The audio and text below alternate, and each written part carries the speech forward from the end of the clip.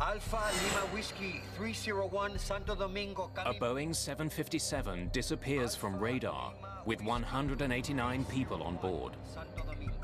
The plane's wreckage is soon found at sea. There are no survivors to say what happened. This accident was the first major loss of a Boeing 757 aircraft. Investigators find no clues in the wreckage.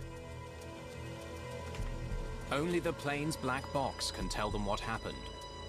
The tape raises a perplexing question. 301 Santo Domingo, come in, please. My airspeed indicator's not working. What's happening? How had the failure of one single instrument Sir! caused the crash of one of the world's most sophisticated jetliners?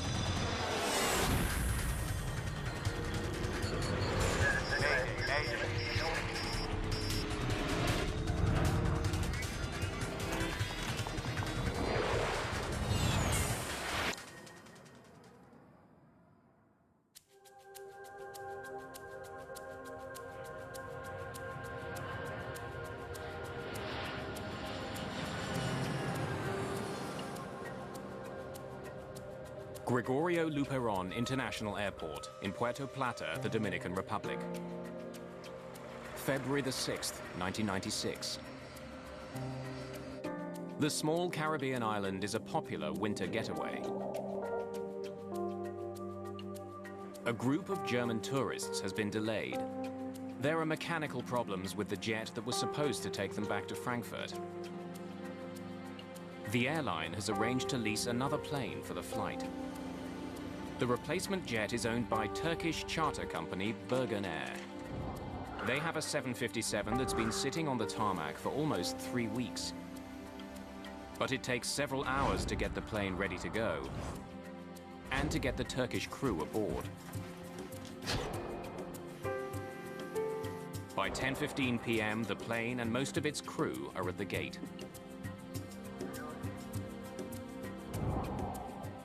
More than 4 hours after they were supposed to take off, the first of the passengers begin boarding the plane. They have a 9-hour flight to Frankfurt ahead of them.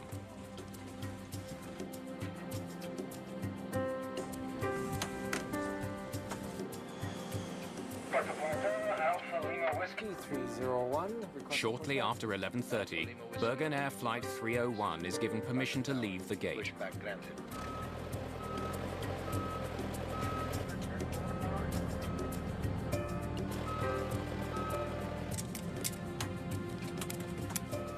Moments later, it taxis to the threshold of the runway.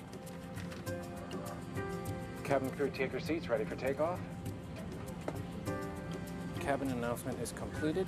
Exterior First lights. Officer Aykut Gergin is new to the 757 with fewer than 75 hours in the plane, all in the last 3 months. Thank you. Ready for takeoff. In contrast, Captain Ahmet Erdem is one of Bergen Air's most senior pilots. He's logged thousands of hours in this type of plane. Alpha Lima Whiskey 301, ready for takeoff. 301, clear for takeoff, runway 08. Cleared for takeoff. Runway 08, 301. Thank you. A good flight. Good flight.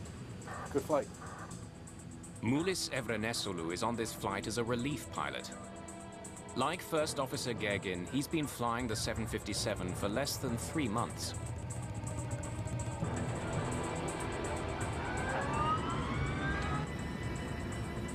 As the plane accelerates to takeoff speed, a light rain begins to fall.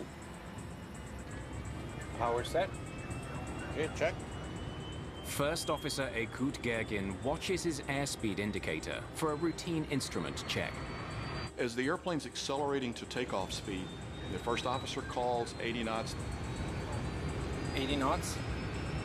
Check. The captain, in theory, should verify that his airspeed indicator also reads 80 knots. My airspeed indicator's not working.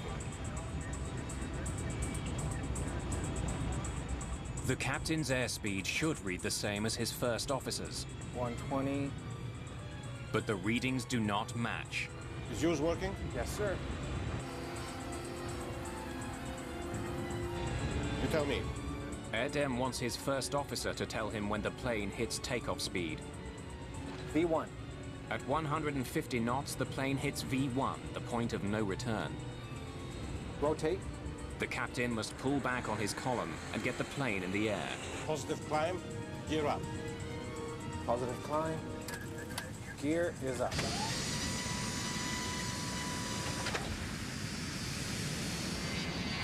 At 11:42, the plane takes off. Seconds later, Captain Erdem's airspeed indicator comes to life. Is it possible to turn off the wipers? Okay. Wipers off. Climb thrust. Climb thrust. First Officer Gergin reduces power to the engines for a gradual climb to cruising altitude. 301, Airborne 45, switch over Santo Domingo, 1243. 1243, bye-bye, sir. Climbing through 2,500 feet, Santo Domingo, good evening. First Officer Gergin establishes contact with the island's main tower in Santo Domingo. Alpha Lima Whiskey 301, climb and maintain 280. Center autopilot on, please. Center autopilot. As command. Thank you. 1 minute and 30 seconds into the flight, the autopilot takes over.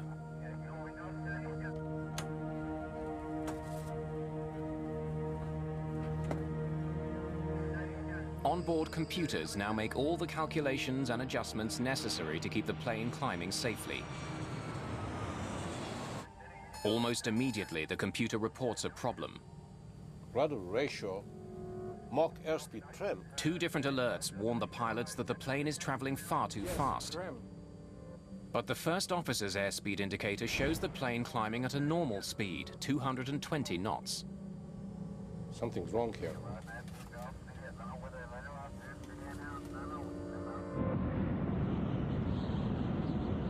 Unaware that there are any problems, the controller directs Bergen Air Flight 301 to continue climbing. Alpha Lima Whiskey 301, report Pokek. Okay, 280, I'll call you over Pokek. 301. Okay, there's something crazy. Do you see it? In the cockpit, the situation gets more confusing. The first officer's airspeed indicator shows that the plane is flying much too slowly. Mine shows only 200 now, and decreasing, sir. But the captain's gauge shows the plane flying far too fast, 325 knots. Both of them are wrong. What can we do? Let's check the circuit breakers. Yes, sir.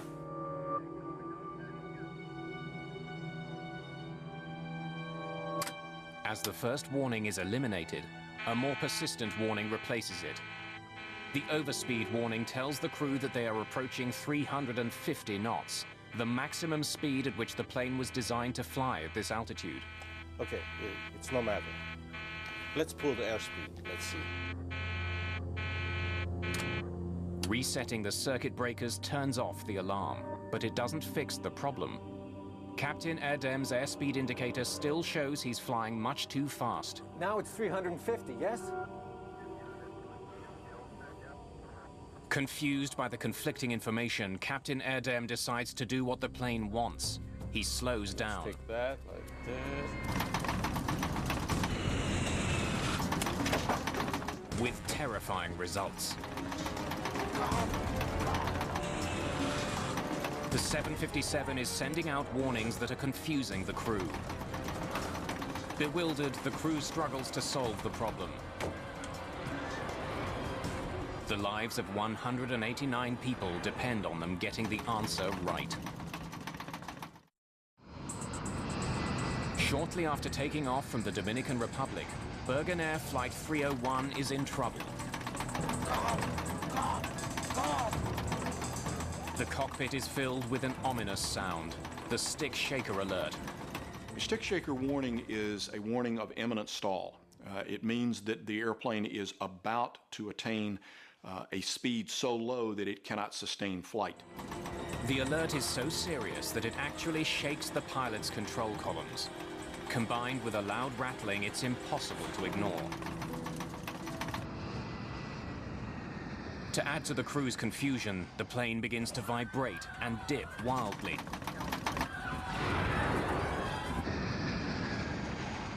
I'm sure every passenger on the airplane knew something was unusual because the aircraft started to shake in a very violent maneuver. It's not the only problem the crew is facing. ADI!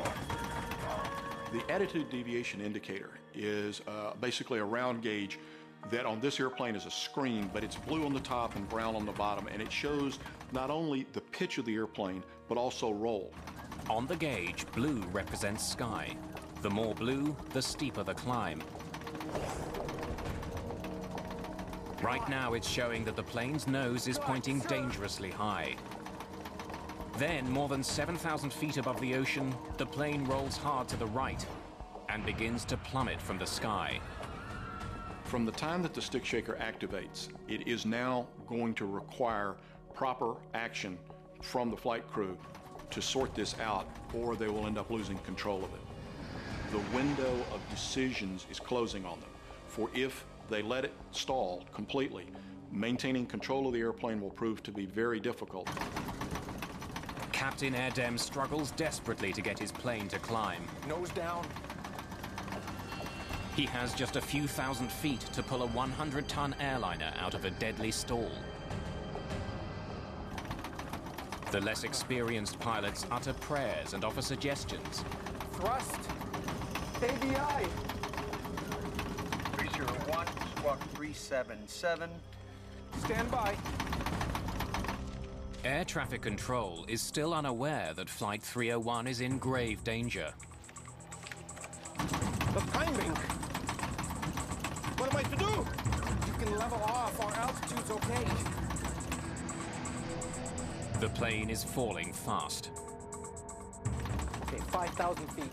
Captain Erdem is trying to fly a plane that's become virtually uncontrollable. Plus levers, fast! Gegin pushes the throttles to full power, but it doesn't help. The plane spirals towards the sea.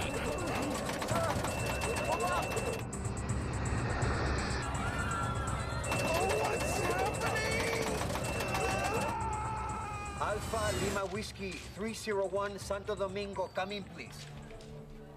Alpha Lima Whiskey 301, Santo Domingo. Come in, please. Less than 5 minutes after takeoff, Bergen Air Flight 301 vanishes from radar. Come in, please.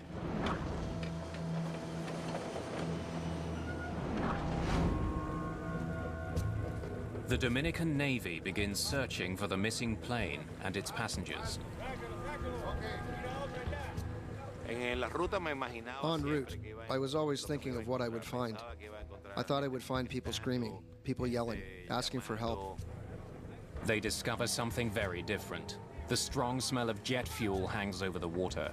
Pieces of wreckage float on the waves. I thought to myself, there was no one alive here. We didn't see any survivors, and we didn't see bodies. I really thought the plane had disintegrated on impact. Within hours, more than just wreckage begins floating to the surface.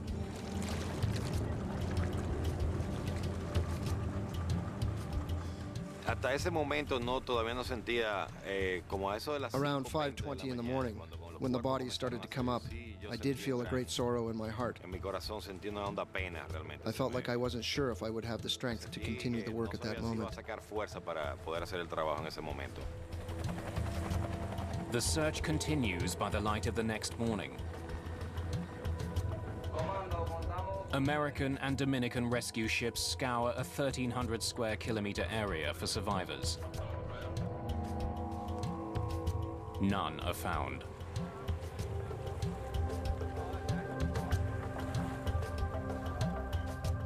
Now it's up to the Dominican Republic's Aircraft Accident Investigation Bureau to find out what caused this accident.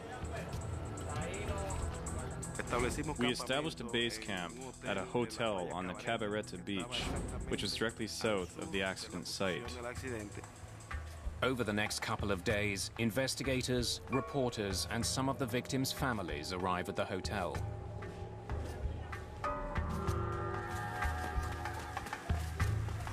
Nearby, evidence of the disaster reaches the Dominican shores.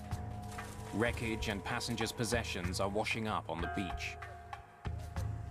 Even the smallest piece could be a valuable clue as to what caused the crash. The USA's National Transportation Safety Board agrees to assist the Dominicans with their investigation. Welcome to Dominican Republic. I'm Manuel Sufron. They send an investigator to Puerto Plata. We could see that this was going to take some international cooperation to get to the bottom of the event. Robert McIntosh will also provide support from the NTSB's Washington offices. Any signal from the recorders? This particular accident was the first major loss of a Boeing 757 in the water. There was added urgency because the aircraft was going into the livery of many American-operated airlines and on the market for the worldwide passenger service. In order to understand what had happened here, we only had one key. That key was the black boxes. Like all commercial airliners, the Boeing 757 carries a cockpit voice recorder that records all the sounds in the cockpit, and a flight data recorder that records a wealth of information about the plane's operation during flight. We've got underwater locator beacons on these recorders. They work for 30 days upon immersion. But the ocean where the plane crashed is over 7,200 feet deep. We needed to locate them before the signals faded, and we also needed to remove them before the data was damaged by salt water. So we were in a race against time. The NTSB enlists the help of the US Navy, who hire a submersible called the Curve. CURV stands for the Cabled Underwater Recovery Vehicle. It's a tethered vehicle. It has an umbilical, and it's controlled by an umbilical. It's not autonomous. The Curve is essentially a remote-controlled submarine, which can work at depths no manned submarine could handle.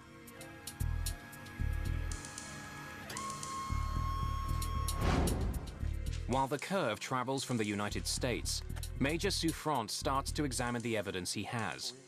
Radar on the ground tracked the plane as it climbed into the night sky. I have the radar. The history of the flight is recorded here. So basically... Investigators study the radar records, along with the conversation between the ground controllers and the crew. I have the recording from the control tower. Santo Domingo, good evening. Alpha Lima Whiskey 301, climbing with you. Alpha Lima Whiskey 301, climb and maintain 280. Okay, 280. The exchange between the controller and Flight 301 is normal. The investigators detect no signs of trouble. Last communication between them was only disrupted with a standby. 301, squawk 377. Stand by. As you heard, there's no reason why this plane went down. What had caused something to go wrong to interrupt the flight path of the aircraft so rapidly? Certainly, it was a good question for us.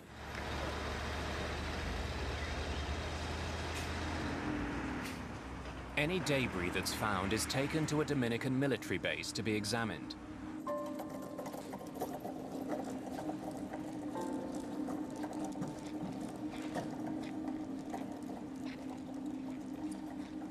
Investigators comb through the wreckage they've recovered. Pieces of the cabin, life vests, even part of the landing gear have all been found. Every piece of debris is studied for signs of an explosion or fire.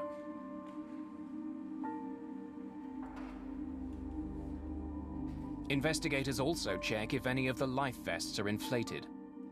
That would suggest passengers had some warning before the plane plowed into the sea. Cords on some of the life vests are hanging loose. But investigators conclude that could be the result of the plane's violent impact. The crash was so powerful, it has compressed coffee cans into flat pieces of tin.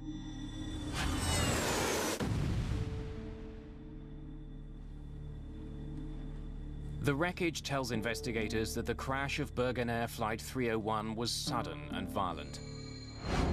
But they find no evidence that there was an explosion on board. Major Souffrant looks into the possibility that the plane, which was called into service at the last minute, may not have been ready for the flight. Manuel Souffrant. Ah, hi. I'd like to see some records of the Bergen Air plane. Oh, they're right here. This is it. It had been on the ground for some time in Puerto Plata, and that became interesting to us. Why would an operating company have an aircraft sitting there? Investigators discover that the plane wasn't on the ground for repairs. Based on maintenance records, the plane appears to have been mechanically sound. Bergen Air simply didn't have enough passengers to justify the flight financially. So they kept the plane and the crew in the Dominican Republic for almost 3 weeks. The plane's maintenance records turn out to be one more in a series of empty leads.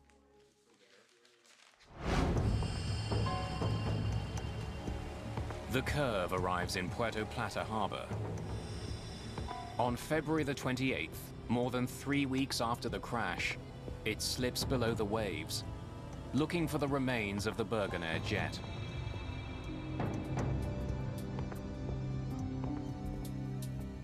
It takes the robotic submarine 2 hours just to descend the 7,200 feet to the ocean floor. From there, it sends back images of the wreck of Flight 301.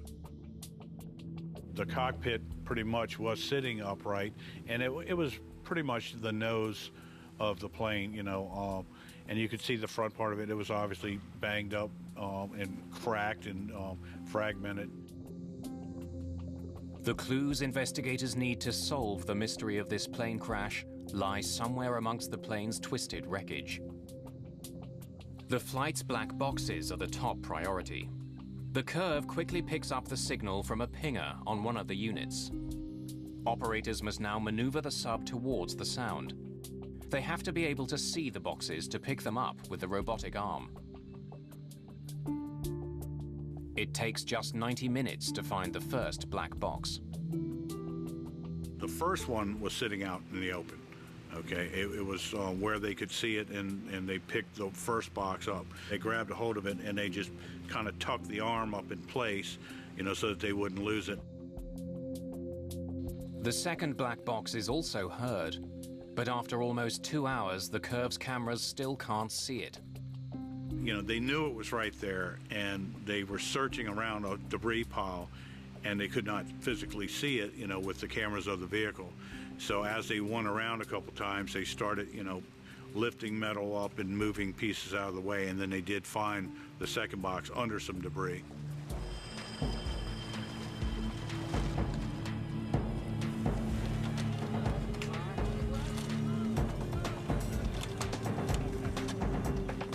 Flight 301's flight data recorder and cockpit voice recorder are brought to the surface and loaded onto a waiting jet.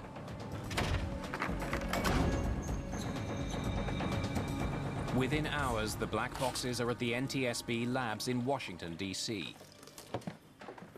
Technicians prepare to extract the precious data from the boxes. Investigators hope it will tell them what happened aboard Bergen Air Flight 301. They'll soon uncover a stunning miscommunication between a seasoned pilot and his plane.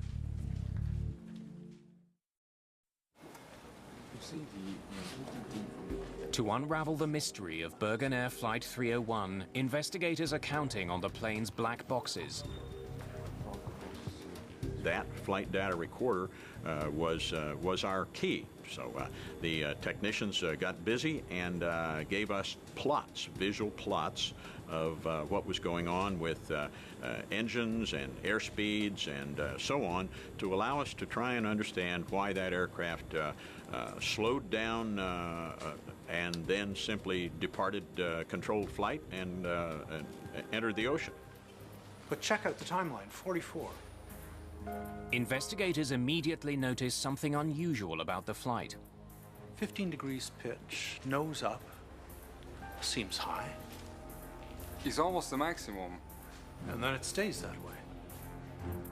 The plane began climbing normally.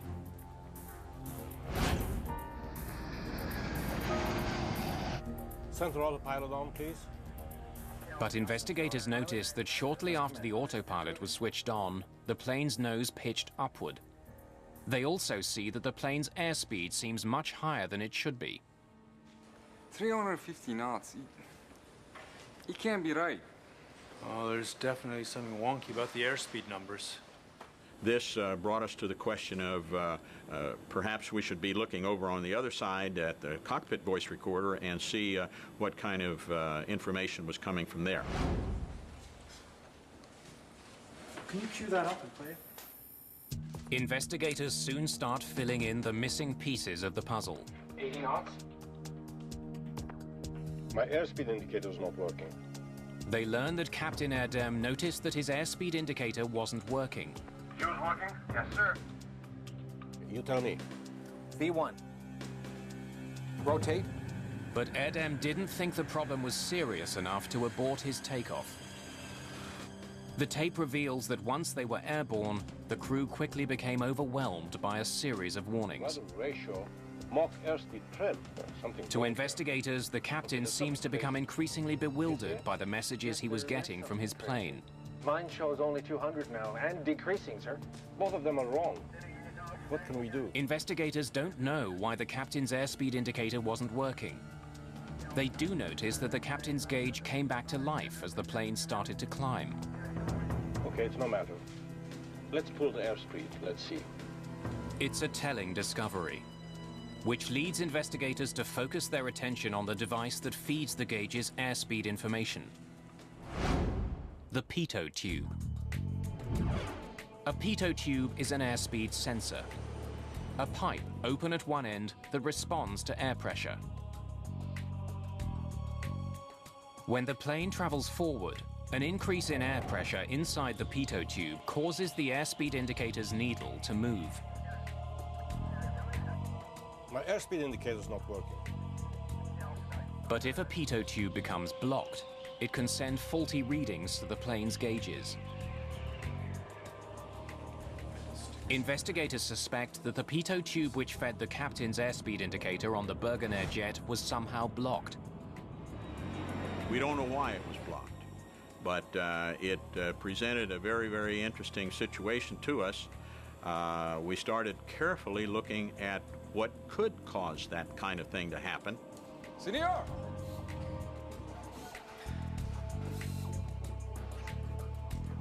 Major Souffrant has a theory. He returns to question the airplane's mechanics. Senor Souffrant. Souffrant suspects that mechanics may have taped over the pitot tubes during maintenance. It's a common procedure, but if the tape wasn't removed, it could have caused the deadly accident. Maybe a piece of tape was left on accidentally? No, sir. They didn't have to be taped. We never did anything with the pitos. Did you put the pitot covers back on them when the maintenance was finished? It didn't have any covers with it. We didn't take any off, and we didn't put any on.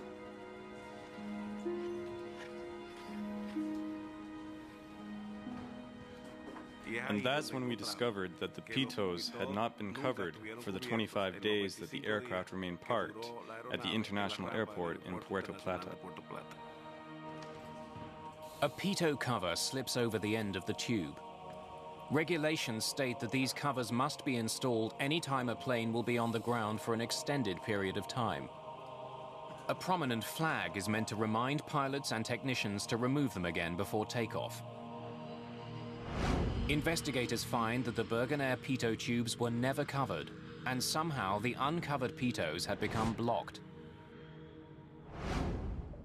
Recovering the tube from the ocean floor is the only way for investigators to answer a pressing question. What blocked the pitot tubes? Nobody knows for sure. The evidence is 7,000 feet down in the Atlantic Ocean. But even if the pitot tubes were blocked, how could it have caused the crash of a modern jet and the death of 189 people? It's not like your car where you have only one speedometer. In this kind of an aircraft, you have a total of 3 airspeed indicators, and there's a flight data computer which is computing the velocity in relation to the ground. The big question for investigators is how could one faulty airspeed source result in a crash? He realized it at a time when he could have aborted, he could have turned back, but he chose to continue. Right now, investigators analyze the captain's every move and find that he allowed a small error to escalate and ultimately overwhelm him. Rotate. Positive climb, gear up. Moments after liftoff, Captain Erdem's airspeed indicator appears to be working. and then that means it's at odds. But investigators suspect the gauge is responding to changes in altitude. Climb, thrust. As the plane climbs through the thinning atmosphere, the air trapped inside the tube expands, causing a buildup of pressure. Inside the cockpit, this causes the airspeed indicator needle to deflect. Even though altitude is causing the increase in pressure, the sensors mistakenly read it as an increase in airspeed. So at this point, the takeoff is standard, nothing. Captain Erdem may have had 5 separate sources of airspeed to rely on, but investigators noticed that when the trouble started, he wasn't flying the plane. Center autopilot on, please. Center autopilot has command. Thank you. The autopilot was. And unless the crew reconfigures it, the autopilot gets its airspeed information from only one source. The data shows that the trouble on Bergen Air Flight 301 began when the autopilot took over. Right after the autopilot is engaged, the plane's nose begins to rise. Investigators suspect that the crew didn't realize that the blocked pitot tube was feeding the autopilot faulty information. The computer registered that the plane was traveling too fast and raised the nose to slow it down. The autopilot's a pretty smart guy. He already knows he's got all the power that he's going to get for the climb. The only thing for the autopilot to do is raise the nose. And it raised the nose of the airplane to its limits of authority. But the autopilot was reacting to faulty information.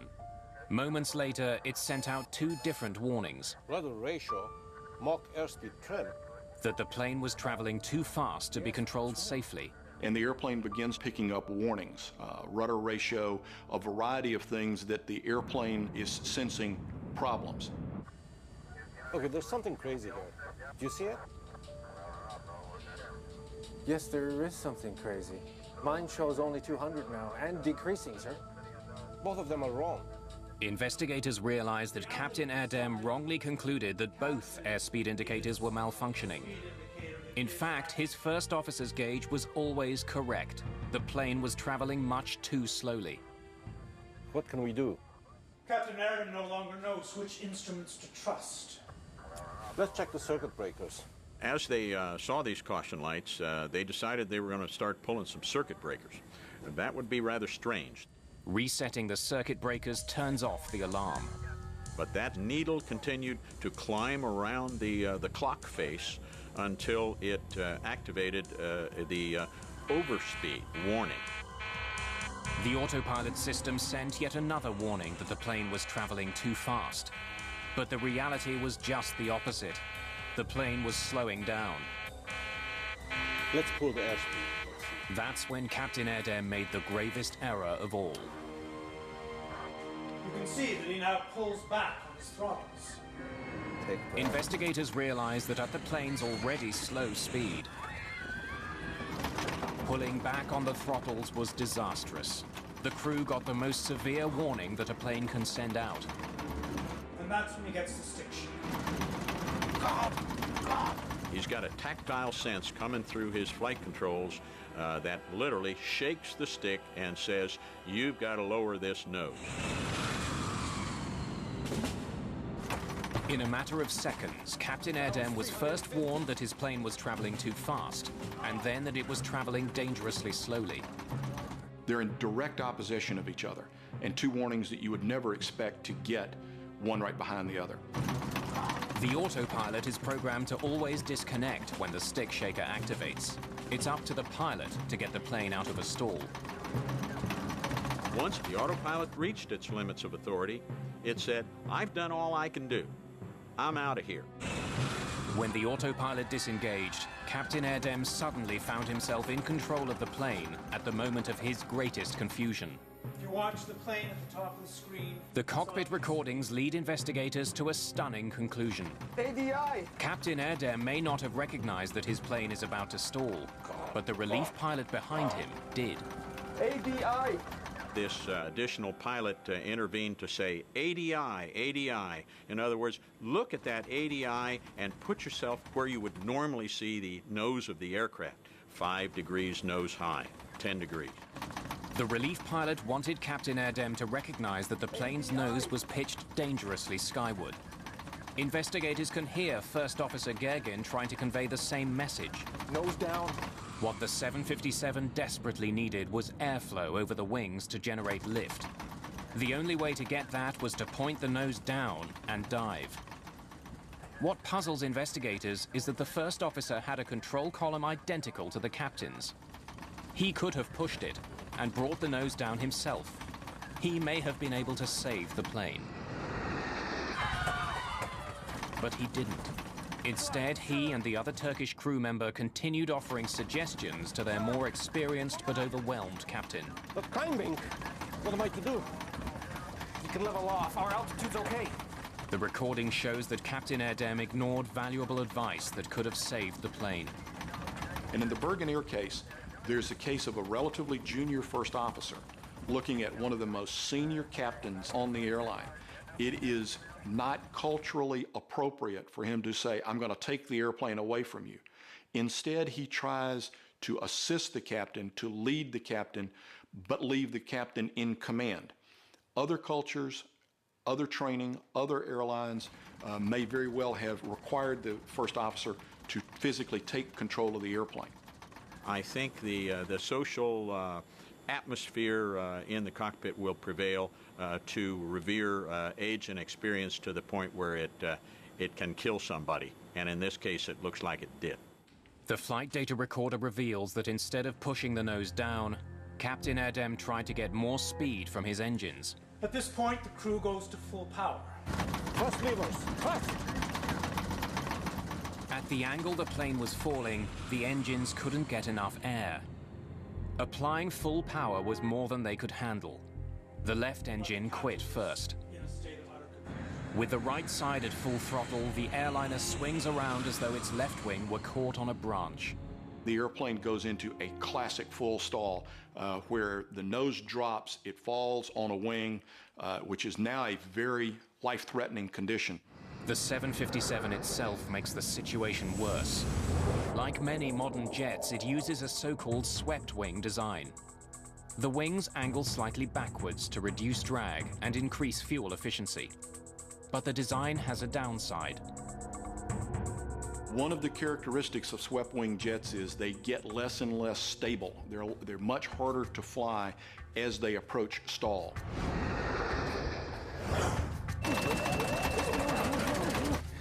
Sir, pull up! What's happening? What's happening?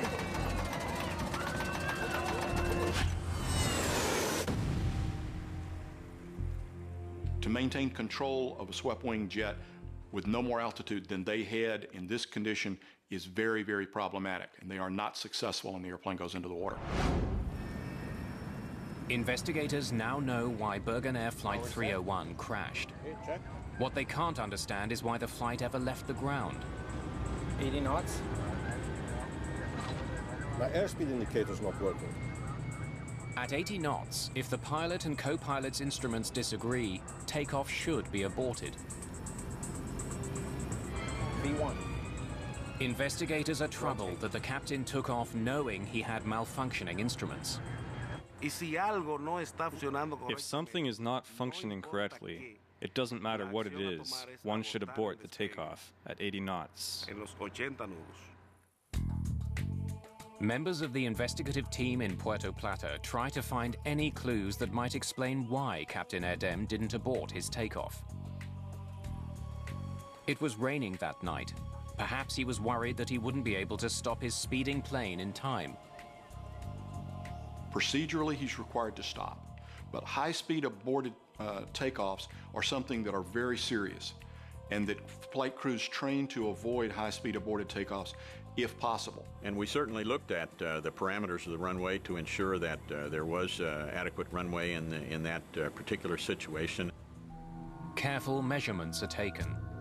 Investigators conclude that at 80 knots, when he first noticed the problem, Captain Erdem had enough runway left to bring his plane to a stop. He could have aborted his takeoff. There's also the question of the hastily assembled crew. Investigators now wonder if the last-minute nature of the crew's call could have influenced their decision to take off. Bergen Air started with a crew that probably didn't expect to fly that night. They didn't have adequate rest. They got out to the aircraft and perhaps were rushed in some of their planning. Investigators consider the possibility that the crew, who had been away from home for more than 2 weeks, was simply too eager to get home. 08301, thank you. A good flight. Good flight. Good flight. Y ahí viene el factor del homesick. This is the homesick factor, where minor problems are ignored in order to get back home. Para seguir el vuelo y llegar a la casa. Investigators will never know what was going through Captain Erdem's mind when he opted to continue his takeoff. In this case, the airplane is accelerating rapidly enough. The first officer responds, V1, which is the commit to fly speed, and by training, now the decision window has closed. They need to fly. Rotate. And immediately thereafter, they're airborne. Once the plane was in the air, its blocked pitot tubes caused Captain Erdem to make a series of critical mistakes. But how were the tubes blocked in the first place? Investigators will find that the deaths of 189 people was caused by something the size of a paperclip.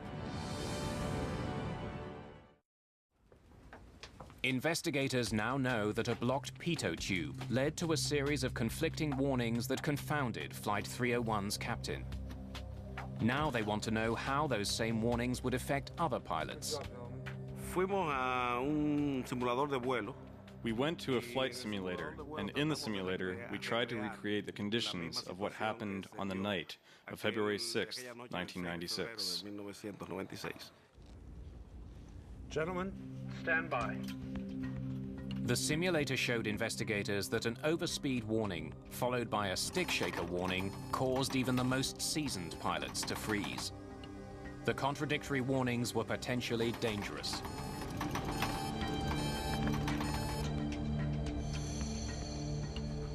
When the stick shaker activated, it was very unnerving. It's really overwhelming.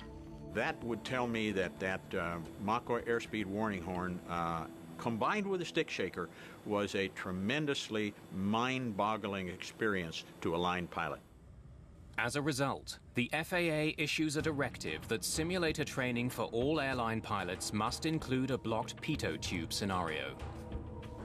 The flight crew within Bergen Air was faced with a large number of warnings that kept coming, and each warning added complexity to the environment. There's a lot of warning lights going off. This captain is in a condition that is deteriorating now very rapidly. So there is a dramatically increased demand on the captain to fly the airplane. The FAA asks Boeing to change some of those warnings. Those changes include the addition of a new warning, which tells both pilots that their instruments disagree, and the ability for pilots to more easily silence troublesome alarms. Finally, Boeing modifies its planes so that pilots can easily choose which pitot tube the autopilot is using for airspeed readings.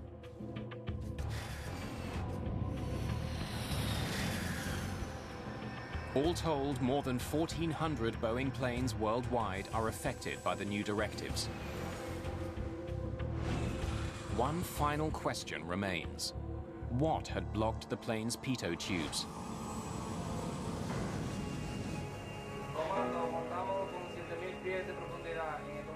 Investigators conduct an extensive search for Bergen Air Flight 301's pitot tubes. They are never found. But at Puerto Plata's airport, they don't have to look far to find the likeliest suspect. It's not ice, and it's not dirt. We know that the area around Puerto Plata has a lot of bees and wasps and animals and birds and insects that like to build nests. One of the insects is well known to pilots flying out of the Dominican Republic. It's called the mud dauber wasp. Bug experts tell investigators about an extraordinary connection between the wasps and a pitot tube. Cuando la avispa albañilera está buscando un área para construir su nido. When a mud dauber is looking for an area to build its nest, it's looking for a site, a place that's more or less tubular. Que tenga algo tubular. Cuando las avispas. When the mud daubers make their mud nest, the mud, when it dries, hardens and condenses. It gets hard. Mud dauber wasps are squatters that make their nests in available places, like crevices in homes, or even the pitot tubes of planes. La razón del que el avión estuviera tanto día parado. That the plane was stopped for so long, 25 days, was enough time for any species of the mud dauber to build its nest in the pitot tubes. Investigators can only conclude that mud dauber wasps blocked the uncovered pitot tubes that fed the captain's airspeed indicator, which caused it to malfunction. They didn't put covers on the pitot tubes. So at some point in time, extended time, there was an opportunity to get something like a mud dauber in that pitot tube. Investigators have their answer. On February the 6th, 1996, a tiny insect led to a series of mistakes that brought down an airplane and changed the design of the world's most successful series of airliners.